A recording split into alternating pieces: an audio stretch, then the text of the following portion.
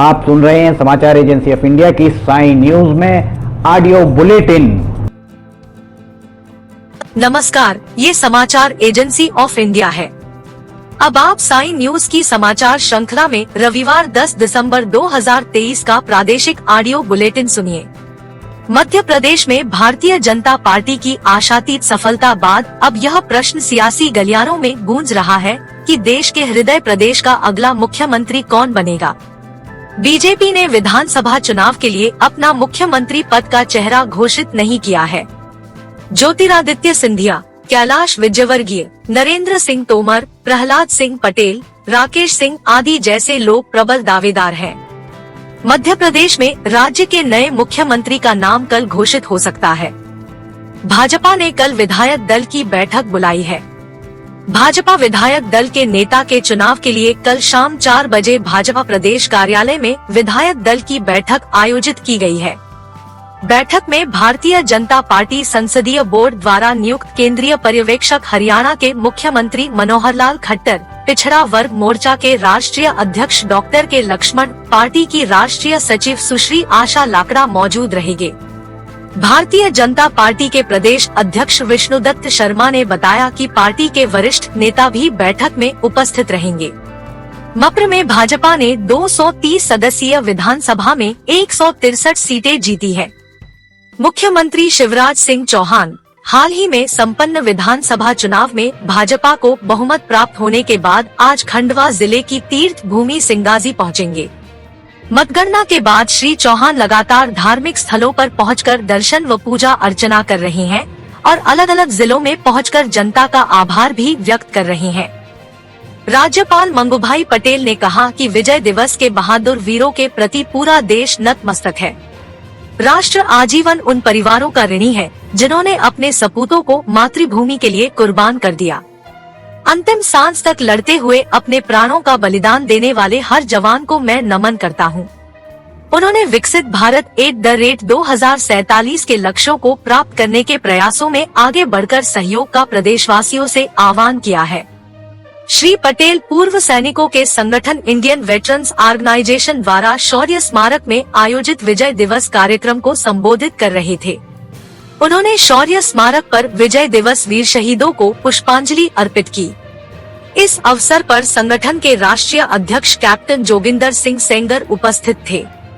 विकसित भारत संकल्प यात्रा में नगरीय निकायों और ग्राम पंचायतों में कैंप लगाकर सरकार की सभी कल्याणकारी योजनाओं संबंधी लक्षित और पात्र लाभार्थियों को आवश्यक सुविधाएं सुलभ कराने का महत्वपूर्ण कार्य किया जा रहा है।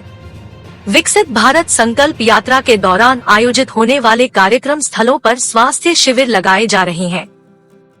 इनमें सामान्य जांच की सुविधा उपलब्ध है। कार्यक्रम स्थलों पर प्रधानमंत्री उज्ज्वला योजना के हितग्राहियों के आवेदन भी प्राप्त किए जा रहे हैं। ऐसे किसान, पशुपालक, मछुआरे जिनके पास क्रेडिट कार्ड नहीं है, उनके आवेदन लेने और संबंधित बैंकों से समन्वय कर क्रेडिट कार्ड उपलब्ध कराने की कार्यवाही भी की जा रही है। कैंप में आधार कार्ड के अपडेशन का कार्य और विभिन्न योजनाओं के हितग्राहियों को लाभ भी वितरित किया जा रहा है। यात्रा के दौरान कार्यक्रम स्थलों पर लगाए गए कैंप में पेंशन योजनाओं के स्टॉल भी लगाए जा रहे हैं। इसमें वृद्धावस्था, विधवा और दिव्यांगजन पेंशन की जानकारी देने के साथ ही प्रकरणों के निराकरण की कार्यवाही की जा रही है। कार्यक्रम में स्वसहायता समूहों के स्टॉल भी लगाए जा रहे हैं। स्वसहायता समूहों को मिलने वाले लाभों की जानकारी भी दी जा रही है। सुप्रीम कोर्ट के न्यायमूर्ति श्री जितेंद्र कुमार महेश्वरी ने कहा है कि समाज और सरकार की शुद्ध अंतःकरणीय चेतना से बंदियों के नागरिक अधिकारों की सुरक्षा हो सकती है और वे देश के सभी मानव जैसे ही विकास में भागीदार हो सकते हैं। उन्होंने शासन को सुझाव दिया कि पायलट प्रोजेक्ट के रूप में किसी एक जेल को आदर्श रूप देकर बंदियों को सेहतमंद बनाकर उनके सभी मौलिक अधिकारों को अमल में लाया जा सकता है। न्यायमूर्ति श्री महेश्वरी रविवार को प्रशासन और प्रबंधकीय अकादमी में मध्य प्रदेश मानव अधिकार आयोग द्वारा अंतर्राष्ट्रीय मानव अधिकार दिवस पर बंदियों के स्वास्थ्य और सुरक्षा अधिकार मानव अधिकार विषय पर सेमिनार में मुख्य अतिथि के रूप में संबोधित कर रहे थे। ये समाचार एजेंसी ऑफ इंडिया है। अब आप साई न्यूज की समाचार श्रृंखला में रविवार 10 दिसंबर 2023 का प्रादेशिक ऑडियो बुलेटिन सुनिए। इंदौर से उज्जैन के बीच का सफर आसान होने जा रहा है। यात्रियों की परेशानियों को ध्यान में रखते हुए रेलवे ने विशेष पहल करते हुए दोनों शहरों के बीच वंदे मेट्रो ट्रेन शुरू करने जा रहा है। सांसद शंकर लालवानी ने घोषणा करते हुए रेल मंत्री अश्विनी वैष्णव से मुलाकात की और उनसे ट्रेन शुरू करने का अनुरोध किया था। सांसद लालवानी के अनुरोध पर रेल मंत्री ने तुरंत सहमति भी दे दी। यह ट्रेन 8 कोच वाली फास्ट पैसेंजर के रूप में चलेगी। सांसद शंकर लालवानी ने बताया कि इंदौर नागपुर वंदे भारत ट्रेन की सौगात के बाद इंदौर उज्जैन के बीच वंदे मेट्रो ट्रेन मिलना शहर के लिए एक बड़ी उपलब्धि है। इससे दोनों शहरों के बीच सफर करने वाले यात्रियों को सहूलत मिलेगी। यह कर्मचारियों, छात्रों और आम नागरिकों के लिए सुविधाजनक होगा। भारतीय रेलवे बहुत जल्द ट्रेन का शेड्यूल तैयार करेगा और इसके शुरू होने की तारीख की घोषणा करेगा। 2028 में होने वाले सिंहस्थ कुंभ को ध्यान में रखते हुए ट्रैफिक का दबाव कम करने में ट्रेन अहम भूमिका निभाएगी। गुना में श्वान के बच्चे की हत्या पर केंद्रीय मंत्री ज्योतिरादित्य सिंधिया से लेकर मुख्यमंत्री शिवराज सिंह चौहान ने संज्ञान लिया है। श्री सिंधिया ने आज सोशल मीडिया प्लेटफॉर्म पर मुख्यमंत्री को टैग करते हुए लिखा कि यह भयावह और परेशान करने वाला है, जिसके जवाब में श्री चौहान ने आरोपी के खिलाफ सख्त कार्रवाई की बात कही। उन्होंने कहा कि जिम्मेदार व्यक्ति को परिणाम भुगतने होंगे। दरअसल कल गुना का एक सीसीटीवी वीडियो सोशल मीडिया पर ट्रेंड हो रहा था, जिसमें एक शख्स एक श्वान के बच्चे को पटकते हुए और फिर पैरों से कुचलकर मारते हुए दिखाई दे रहा था, जिसके बाद केंद्रीय मंत्री श्री सिंधिया ने आरोपी के खिलाफ सख्त कार्रवाई की मांग की है। मध्य प्रदेश सरकार के पूर्व गृह मंत्री नरोत्तम मिश्रा ने दतिया में देव दर्शन करने के बाद भारतीय जनता पार्टी कार्यालय पहुंचकर कार्यकर्ताओं से मुलाकात की। इस दौरान उन्होंने कहा कि हार और जीत से कोई फर्क नहीं पड़ता। उन्होंने यह भी कहा कि बीजेपी के कार्यकर्ता और नेताओं के प्रेम से वो पूरी तरह अभिभूत है। अब उन्होंने एक बार फिर अपने ही अंदाज में सोशल मीडिया पर सक्रियता दिखाते हुए साफ कर दिया कि वे आगे भी सोशल मीडिया के साथ साथ मैदान में भी सक्रिय रहेंगे। बीजेपी की ओर से सरकार के प्रवक्ता के रूप में पूर्व मंत्री नरोत्तम मिश्रा ने कई बार शायराना अंदाज में कांग्रेस पर निशाना साधा। उनके शेरो शायरी की वजह से उनके बयानों में और भी कसावट देखने को मिलती थी। दतिया में फिर एक बार उनका यही अंदाज देखने को मिला है। मध्य प्रदेश की छतरपुर पुलिस ने इंटरपोल की सहायता से बागेश्वर धाम के पंडित धीरेन्द्र शास्त्री को ईमेल के जरिए जान से मारने की धमकी भेजने वाले शख्स को गिरफ्तार कर लिया है।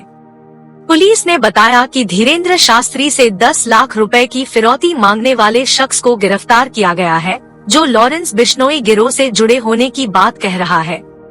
आरोपी को बिहार की राजधानी पटना से गिरफ्तार किया गया है। पुलिस के मुताबिक पंडित धीरेन्द्र शास्त्री को धमकी देने वाला आरोपी बिहार के नालंदा जिले के शंकड़ी इलाके का रहने वाला है।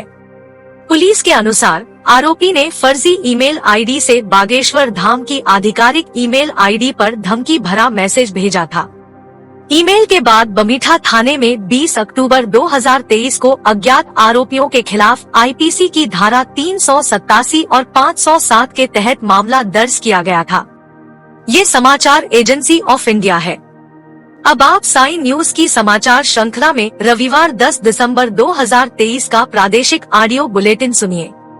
भारतीय जनता पार्टी में भले ही अभी मध्य प्रदेश का मुख्यमंत्री चुनने की रस्साकसी चल रही हो, लेकिन कांग्रेस ने लोकसभा चुनाव की तैयारी शुरू कर दी है। दिल्ली में एमपी में चुनाव में हार पर चर्चा के लिए बुलाई केंद्रीय नेताओं की बैठक में यह भी तय हो गया कि कमलनाथ के नेतृत्व में लोकसभा चुनाव लड़ा जाएगा। एआईसीसी के उच्च पदस्थ समाचार एजेंसी ऑफ इंडिया को बताया कि मध्य प्रदेश की 29 सीटों पर जीत की जिम्मेदारी कमलनाथ के कंधों पर डाल दी गई है। इसी बीच मध्य प्रदेश के पूर्व नेता प्रतिपक्ष अजय सिंह राहुल ने लोकसभा चुनाव को लेकर एक चौंकाने वाला बयान दिया है। उन्होंने कहा कि जैसे परिणाम विधानसभा चुनाव में आए हैं, उसके बाद तो यही कहा जा सकता है कि विपक्ष को लोकसभा चुनाव नहीं लड़ना चाहिए।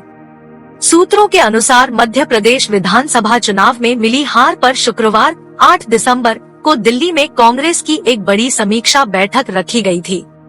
पार्टी के राष्ट्रीय अध्यक्ष मल्लिकार्जुन खड़गे और शीर्ष नेता राहुल गांधी ने कमलनाथ के साथ मध्य प्रदेश के प्रभारी नेताओं के साथ चर्चा की। नेताओं ने सभी सीट की रिपोर्ट पेश की। इसी हाई लेवल बैठक में तय किया गया कि पीसीसी चीफ कमलनाथ के नेतृत्व में लोकसभा का चुनाव लड़ा जाएगा। बैठक के बाद कमलनाथ के प्रदेश अध्यक्ष पद को छोड़ने को लेकर चल रही अटकलों पर भी विराम लग गया है। प्रदेश के कई जिलों में कड़ाके की ठंड पड़ रही है। नर्मदापुरम में पर्वतों की रानी पचमढ़ी में बीती रात पारा गिरकर 7.8 डिग्री पहुंच गया। यह इस सीजन में सबसे कम है। सुबह ओस की बूंदे पेड़ पौधों पर जमी दिखी। भोपाल, इंदौर, ग्वालियर, जबलपुर, उज्जैन में भी पारे में गिरावट आई है। मौसम विभाग के मुताबिक हवाओं का रुख उत्तरी होने से रात के तापमान में गिरावट दर्ज की गई है। विभाग के अनुसार अगले कुछ दिनों तक रात के तापमान में गिरावट दर्ज होगी। ठंडी हवाओं ने सिहरन बढ़ा दी है। प्रदेश के 20 से ज्यादा शहरों में 15 डिग्री से नीचे तापमान पहुंच गया है। आप सुन रहे थे समाचार एजेंसी ऑफ इंडिया की साई न्यूज की समाचार श्रृंखला में रविवार 10 दिसंबर 2023 का प्रादेशिक ऑडियो बुलेटिन। सोमवार 11 दिसंबर 2023 को एक बार फिर हम ऑडियो बुलेटिन लेकर हाजिर होंगे। इसके साथ ही साई न्यूज में ज्वलंत विषयों पर लिमटी की लालटेन रोजाना सुबह 07 बजे देखना न भूले।